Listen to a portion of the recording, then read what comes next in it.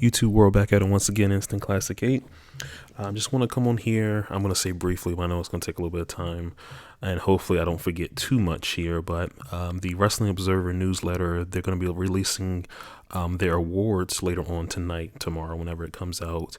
This is always a fun edition of the newsletter to read, just to see what people thought on the previous year. Obviously, this is all for 2018 that'll be coming out, and of course, I have my opinions on them as well. I sent in my votes, and I kind of wanted to go over those really quickly with you all, just so you can kind of see where I was thinking about what I enjoyed from last year, what I didn't like. Again, I'm gonna forget a whole lot of stuff when I'm mentioning this, but I at least wanted to kind of go through each category, just the category A and category B awards. I didn't hit every single award, just because some of the stuff I didn't really think it was fair enough to say, give an opinion on, just because I didn't really, maybe I didn't watch it, or maybe I just didn't have an opinion on it. Obviously, with me, most of my viewing from last year came from New Japan Pro Wrestling, All Elite Wrestling, WWE NXT, and a little bit of main roster. Not that very much, a couple events here and there. So that's what most of my awards are going to be based off of. Obviously, if you have your own opinion, leave it down in the comment section. Let me know what you think. But yeah, we can go ahead and get started. With the category A awards, the wrestler of the year, I went with Chris Jericho. I thought that Chris was probably the most important person when it came to wrestling this year, just because you had a brand new company that started with All Elite. And he was at the forefront. He was the first champion. He was the guy that they kind of pushed to being like the first big signee. And honestly, I feel like he really helped that company as far as like getting eyeballs on it and just getting people invested in it. Did he have the best matches? Absolutely not. And even then, not just saying AEW, but he also wrestled with New Japan. He had the match with Naito. He had the match with Okada. I don't know if he wrestled Evil. I think that was last year or 2018. But again, his matches weren't all that great. But when you just talk about the whole package, where it comes to like his matches and it comes to his promo abilities and drawing abilities, I really think that Chris Jericho was probably the winner on here. I would have also thought Okada was in the mix for me as well. But I think at the end of the day, I think I'm just gonna go with Chris Jericho. Like I said, just what he did for the whole wrestling industry with bringing up this new company. I think he was probably the most important person. The most outstanding wrestler of the year, I think this was a no-brainer for most people, but Will Ospreay just had an unbelievable year. Just all the matches that he did, and granted, I know he wrestled outside of the company, but most of the stuff that I saw was with New Japan. But even then, just all of the different tournaments that he was in, with Best of Super Juniors, Super J Cup, he was in G1. Didn't have the best showing, at least, win-loss record-wise, but just going out there and putting on incredible matches all year long. I don't really do with star ratings that much these days. Just if something is outstanding, I might go for it. But I can just say that this guy, in the majority of his matches that he had this year, nothing was less than 4 stars. Like, this dude was going out every single night and just absolutely killing it with all different types of opponents, which was awesome. Again, just, all the different tournaments that he was in. The dude bust his ass, and he really showed his value when it comes to wrestling. And again, he might not be the wrestler of the year because, I won't say like his promos are bad. I enjoy Will Ospreay promos. I thought actually they're pretty underrated. But just like in the ring, when it's time to get busy in the ring, I think that no one was better. There was a couple of guys that you can put in there, like Tomohiro Ishii. Obviously, Kazuchika Okada was in there in the mix. Even guys like, Adam Cole, guys like Johnny Gargano, I would have put in there as well. But just for me, Will Ospreay was just, he was the best all year long. Tag Team of the Year, I kind of feel it's a cop-out, or at least that's what I felt when I voted for them. But then when you just think about it, like, there's no one better in the world than the Young Bucks. Like, granted, they didn't wrestle that much this year. Like, half of the year is what they did. But, the 2 matches that they had with with Lucha Bros, one at Double or Nothing, one at All Out, the Escalera de la Muerte, if I'm saying that right. I know I just butchered that. Basically the TLC match that they had, just outstanding. Obviously the matches that they had on Dynamite with the Inner Circle and like Santana Ortiz, and they even put over guys like Private Party and SCU. It's just, I don't think there's no one better this year, last year, year before. I mean, they're just the best. Best on interviews, I went with Cody. I just, some of the interviews that he had, I just look back at Dynamite, even just before Dynamite, like, the first, the press conference that they had for Double or Nothing, again, like the stuff that he did in the ring at Double or Nothing, with Dustin, and then again, Dynamite. He had all those great interviews, especially with Jericho. That Ellis Island interview was just unbelievable. I just, he was the guy. Like when he spoke, I was listening for sure. And again, you can put Chris Jericho in this mix as well, but Cody, he was just the guy for me all year long. Promotion of the year, New Japan Pro Wrestling. That's just, an easy one for me. Again, just top to bottom, I don't think there's anybody or any company out there that's better, that's putting on not just great wrestling shows, not just amazing wrestling shows, but shows that have variety to them. I could have went with like NXT because NXT is awesome, but a lot of the times when you're watching NXT shows, especially those takeovers, a lot of it's kind of the same, and the only thing that kind of differentiates the matches between each other are the wrestlers in it and like maybe like the storyline that's going on with it. I feel like with New Japan, you get a good mix of matches, whether it be your tag team matches, your 6-man, your 8-mans. And I know a lot of people look down on those, but those are really awesome matches, and they help build character, and they develop storylines that will, play out a little bit later on down the road. But then obviously, their singles matches when it comes to their title matches. Again, I just, from what they did this past year with selling out, and I'm saying selling out because I know they had the show with ROH, but they sold out the Garden. They went to London and had the Royal Quest show. Of course, the show's in Australia. They had a fantastic G1. I know each year we always say that's the best G1 ever, but again, 2019 G1 Climax 29. I just thought like this was the best tournament that we've seen so far. So yeah, New Japan, they definitely get it. Their booking makes sense. It's not overly complicated. They reward fans who pay attention, who watch, which that's why I've been such a fan since 2013, is that you get rewarded for watching these shows. And even like the matches, again, like the tag matches and whatnot, you get rewarded by listening to the commentary, just putting over the different storylines. New Japan is where it's at for sure. Best weekly TV show. They've only been on TV for, a little bit, but I think AEW Dynamite was just very exciting.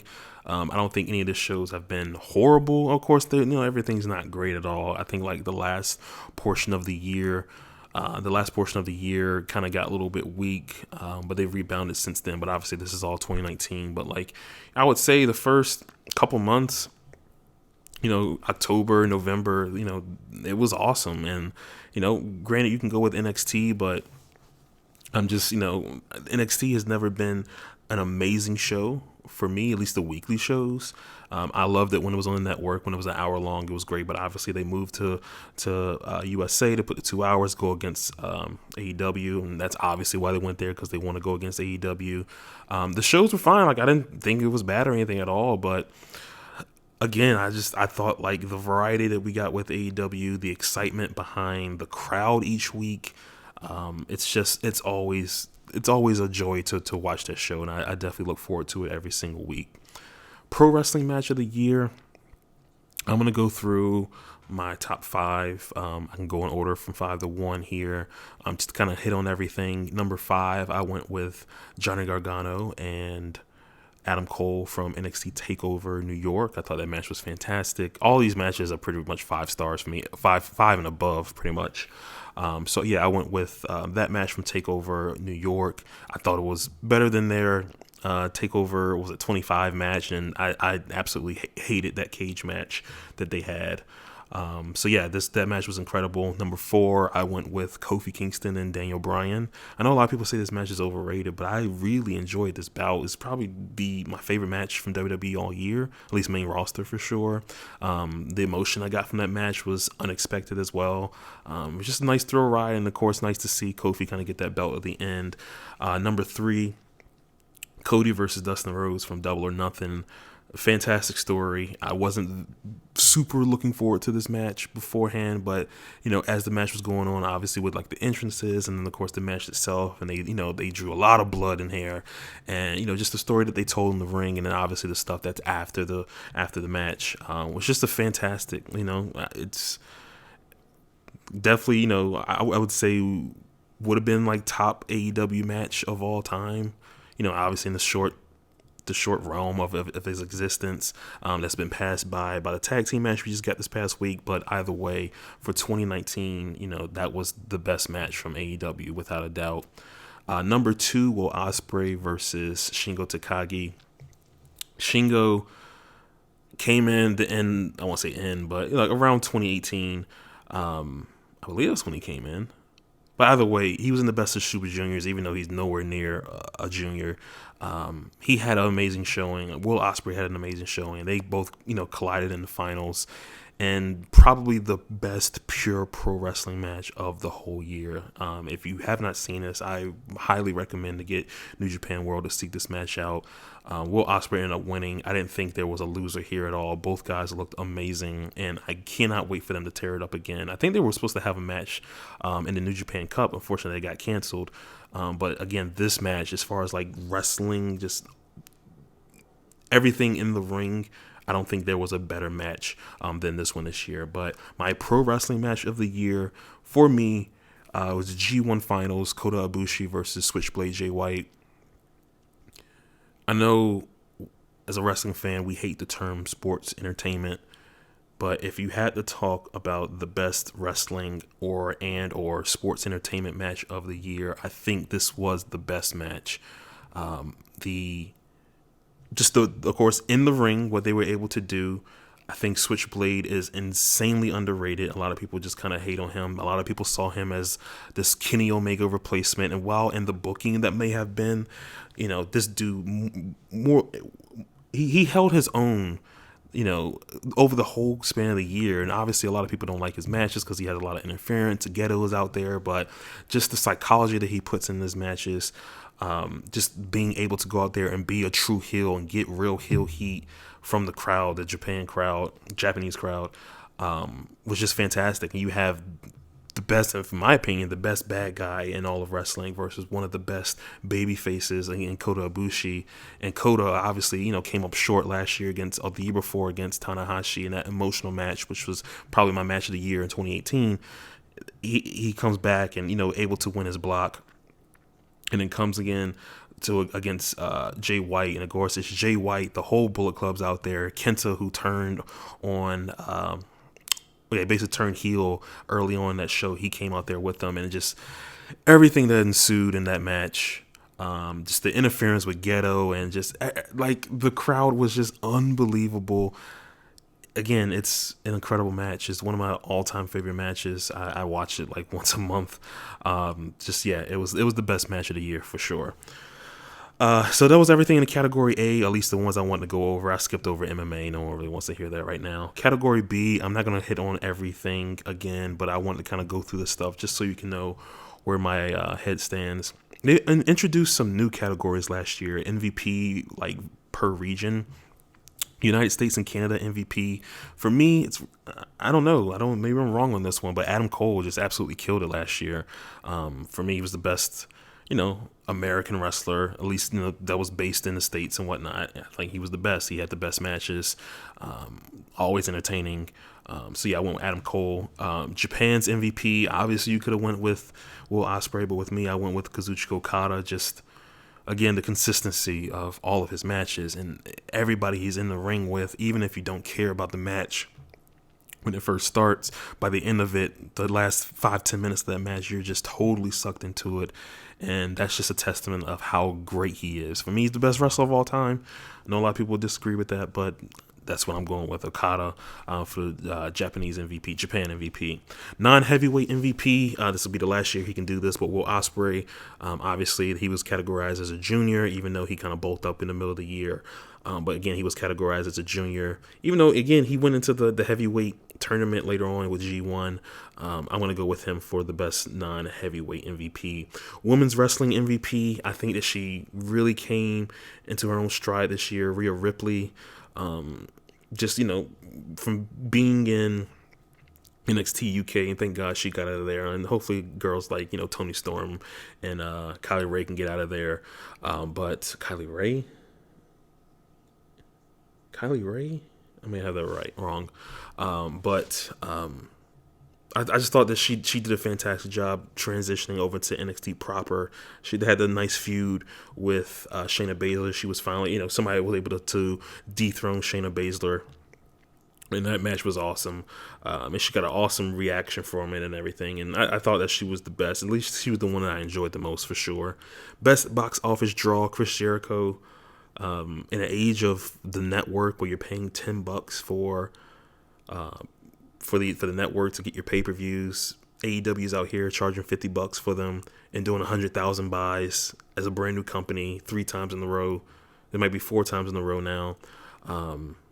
And Chris Jericho's a testament to that because he was main eventing all those shows. So I think I would go with him for the best box office draw. Feud of the year. This one was interesting, but I went with Chris Jericho and Cody. I just really enjoyed the build up. The match, it was really good. It wasn't like amazing. It's not one of my favorite matches of last year, but the build up to that whole thing, just going through each week with Dynamite and the Elite and the Inner Circle, and it was awesome. It was so much fun to watch. So that would be my feud of the year. Most improved, again, this could be wrong, but I went with Lance Archer. He just had a fantastic showing, even though, he's always been good, but just the showing that he had in the G1 climax this past year was just unbelievable. I actually wanted to go with someone else, which I'll mention in a second, but I would go with Lance Archer for that award. The Bryan Danielson Award, which is the best technical wrestler, Zack Sabre Jr. What are you going to do? Zack Sabre Jr. had a great in-ring feud with Tanahashi. I know a lot of people got tired of those matches, but I really enjoyed their feud that they had in the ring. Again, he's been winning like the last 5 or 6 years, but I don't know anybody that's better. Honestly, just what he can do in the ring with just submissions and just holds is so fascinating to see. So Zack Sabre Jr. wins that one. The Bruiser Brody Memorial Award. This is the best brawler. A lot of times I would give this to Tomohiro Ishii, but a new challenger has entered the ring this year. Jon Moxley. I would go with him for the best brawler. And I mentioned earlier, most improved. I could have also gone with Jon Moxley as well, because I just thought, like, from his WWE run into what he's done with AEW and New Japan, it's just been fantastic. But just the matches that he's had just this year or 2019 have just been really, really awesome to see. Just you've seen like new energy that this guy has gotten, and this it's definitely good to see him in another realm for sure. So I went with Jon Moxley for the best brawler. Best high flyer, Rey Fenix. That's my guy. Just what he can do. I compared him. I made a tweet that if handles, which we call, just the way you can dribble the ball when it comes to basketball, we call them handles, and the way you can control the ball. It's called handles, and I've said that if handles were a thing in wrestling, then the person who has the best handles in the NBA for me is Kyrie Irving. Rey Fenix would be Kyrie. Just what he's able to do with the ropes on the top rope, and it's just so fascinating to see. And the guy is incredible and had an awesome match. Don't sleep on it, but if you get a chance, go on YouTube to see a match he had with Kenny Omega in AAA. Just unbelievable. Most overrated, I'm going to go with Brock Lesnar. Just, I don't recall any great Brock Lesnar match from last year. The cool Brock Lesnar stuff was him getting squashed by, I won't say squashed, but I guess you could say squashed by Rollins. And of course the match he had at SummerSlam with Rollins. But other than that, the stuff in Saudi Arabia, the stuff with Kofi, it's just, and then he hasn't been on the show very much and has been pretty much champion all year long. Very overrated. Most underrated, maybe this is recency bias, but I'm gonna go with Ricochet. Ricochet got buried this past week on Raw. So sad to see. I know the guy's not the best on promos, and I've known that for since I've seen the guy in Dragon Gate in 2010. But just fantastic wrestler in the ring, and obviously you need to have more than that in this day and age. But still, I just feel like the dude is just severely underrated. And you just see a couple years ago where you had that match with Will Ospreay, and you had that match with Will Ospreay versus Ricochet, and just see where those two guys are at parallel. Not really parallel, honestly, but see where they're at today. Will Ospreay is on a completely different level than Ricochet, and it's really sad to see that. So I'm going to go with him for most underrated. Rookie of the Year, you guys need to get familiar with Carl Fredericks. I could have gone with a lot of the New Japan Young Lions, honestly. They killed it this year. They just kind of held their own between Tsuji and also Shota Umino, Uemura, like I said, and then the guys from the New Japan, the LA Dojo, again, Carl Fredericks, Clark Connors, he's really good as well. But again, Carl Fredericks, just under the wing of Shibata, has just like really, really impressed me here in his first year, and I'm very excited to see where he goes from here. I really hope WWE does not try to steal this guy. I mean, they're gonna try to steal him for sure, but hopefully he doesn't go anywhere, because I'm super excited for his future for sure. Best announcer, I was gonna say Kevin Kelly, because well deserved it, but I'm gonna cop out and just give the whole New Japan announce team this award, between Kevin Kelly, Chris Charlton, who does the translating, and he also has just incredible facts and just history on New Japan. And then obviously Rocky Romero's there, and then Gino Gambino, he's come on in the last year or so. I think all four of those guys are just incredible. It's just such an amazing announce team to listen to. Again, they keep you smart, keep you up to date on all the storylines. And again, keep you informed on everything. They don't treat you like an idiot. They don't treat the fan like an idiot, but they still play along with the show, which is very, very refreshing to see, I would say. So again, I'm going to go with the entire New Japan announce team, the English announce team, I should say. Worst announcer, Beth Phoenix, bless her soul, but no, just not with it for sure. The best major wrestling show. I could have gone with G1 Finals, but honestly, I'm going to go with the NXT TakeOver in New York, the Mania show.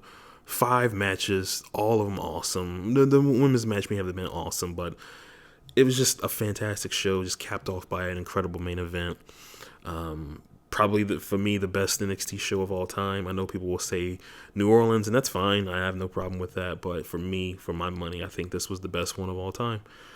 We're going to skip past worst major wrestling show. It's going to kind of group in with some other stuff. Best wrestling maneuver. I absolutely love the Stormbreaker, Will Ospreay's finisher. He had the Os Cutter. Did he have anything else as well? Oh, no, Os Cutter was like the big one, but he's introduced the Stormbreaker, which is just it's a cutter, it's like a spinning neck breaker, and it's just my favorite move. I absolutely adore this move for sure. I'm so glad he introduced it into his repertoire, and I pop for it every single time. Most disgusting promotional tactic. I don't even know if this could have been considered to be considered in this category, but obviously the Saudi Arabia stuff is there, and they won that was voted in last year, the Saudi Arabia stuff. But just this past year with what is the show called? Not Super Showdown, Crown Jewel. Those guys went over there. They had that show. It wasn't any good. And then the stuff with the quote unquote, the airplane, the mechanical issues, which really it was the Saudi government and Vince in a pissing contest, which was just unbelievable. It led to an amazing episode of SmackDown. I'll say that. That was like the positive on there. But just, lying, and obviously, if you believe that there was a mechanical issue, I mean, God bless you for sure. But with the way those guys were tweeting, there was no mechanical issue. These are dudes who are traveling the whole year. This was not the first time they've dealt with a delay. And these are dudes that were showing themselves hugging their families and kissing their babies when they got back home, and talking about never again, and having their wives come out. Like, come on, bro. Like, there was some shady shit that happened over there, and I thought it was gross. I just did not like it at all. I know I'm probably missing something because they are notorious for doing shit, and you just kind of forgetting about it. But that's what I would go with for that. Worst television show. This is a cop out. You may not even say it is, but I said Monday Night Raw. Excuse me, Monday Night Raw. I can count on one hand how many Raws I tuned in for last year. 3 hours. I never heard anybody say like these shows were amazing. They were kind of pickpocketing stuff here and there, but everything from what I heard, the shows were bad. So Monday Night Raw. All right, here we go. Worst wrestling show, worst major wrestling show, WWE Hell in a Cell 2019. Worst match of the year, Seth Rollins versus The Fiend from Hell in a Cell 2019. Worst feud of the year, Seth Rollins versus the Fiend. The Fiend. This feud was so bad. They botched this feud so bad that Seth Rollins, who was a great babyface, at least on TV. I know he comes across like an idiot and a dickhead on Twitter, but on TV, this is the guy who took out Brock Lesnar twice in a year, beat him at SummerSlam, beat him at WrestleMania, both for the title. And the crowd was into him, at least from what I saw, the crowd was into him, and they butchered this so bad with the Fiend coming in and challenging for the title, and just the way he was portrayed after that match, it was so bad they had to turn him heel. That show had two great matches to start with, two good matches I should say to start with, and then the rest of the show was just abysmal. That match ended in a DQ. What? In a Hell in a Cell match? I know they came back and said no contest, which was stupid because the show the year before ended in a no contest with the Hell in a Cell match. So awful, man. Just the worst backfire ever for them. Worst promotion of the year? Hey, hate it or love it. WWE. Vince, man, it's just he's in the way. And all they did was just hoard talent and put on so many hours of television between 3 hours of Raw, an hour for 205 Live, 2 hours of NXT, 2 hours of SmackDown, an hour for the main event. Just what are they doing, man? Like, they have all the resources in the world. They obviously have all the talent in the world. They have smart people working for them. Like, it's not like the dumb people who works for them. They have a lot of smart people to work for them. And just like from what you see as far as like the fan reception, less people are watching these shows. The morale in the locker room, obviously we're not in there, but just from what you hear, these aren't lies. When enough people keep saying this stuff over and over, I mean, there's gotta be some truth behind that, right? WWE, yeah, worst promotion. Best booker, Ghetto, my man Ghetto, just gets it right. He keeps, he's booking in advance. He keeps his stories, again, simple. And of course, the guys just kind of go out there and they have the ability to go out there and give great matches. Ghetto's the man, and I know a lot of people, at least New Japan fans, are kind of tired of him. I guess the way he books people, a lot of people weren't excited about how he booked Naito, even though Naito got the best reaction at Wrestle Kingdom this year. Yeah, he's the man, and I will always trust Ghetto. I don't have to fantasy book with New Japan because I have full control, or not full control, but full faith in Ghetto and what he's gonna do. So I just watch, and I don't fantasy book. I don't say, oh, this person should have won this match. This person should be a champion. No, it's just Ghetto's got it down. So I'm always gonna trust Ghetto. Promoter of the year, I think you got to go Tony Khan. From nothing to, I wouldn't say everything, but AEW didn't exist. It didn't exist at the beginning of the year. It existed, but we didn't see anything from it. We didn't get our first show until May, and then we got a show like once a month, a pay-per-view, and again, he was able to 100,000 people buying these pay-per-views on these matches that from this brand new company, and obviously with Dynamite, they had a huge debut, which I was there for, and it was awesome. And again, the crowds are into these shows every single week. He's just and the guy's got a mind for the business. You can tell that he's a fan. He has the money. Obviously, they got more money than Vince. But he's smart with it, and a lot of people compare WCW. I don't think this is going to be that at all. So yeah, Tony Khan, I go with him for Promoter of the Year. Best gimmick, I could have went Darby Allin. I wanted to go Darby Allin, but Hangman Page just kind of came onto his own, just from where he was at the beginning of the year. He was kind of hot. And then kind of cooled off, especially with Pac not being able to come over for that match at Double or Nothing. Then he was in the world title match with Chris Jericho, and he was ice cold. And just from what he was able to do in Dynamite, the character the development they've had with this guy, he's the most over guy on the show. It's insane. Other than like Jericho, he's the most over guy on the show. And the cowboy shit and what he's been doing with the drinking, and it's been such an awesome ride. It's just been awesome to see this character develop over every single week. And again, I'm definitely excited for where he goes in the future. Obviously, he's going to break off from that group and kind of go solo, or he might get his own group the way AEW has stables. But I think he would have. I would go with him for best gimmick. And then the worst gimmick, last but not least. There's no point even talking about it. The Nightmare Collective is just a big swing and a big miss. Just no. I'm so glad they got rid of it. So that's what I have. I'm just going over 30 minutes. I said it was going to be too long, but that was a lie.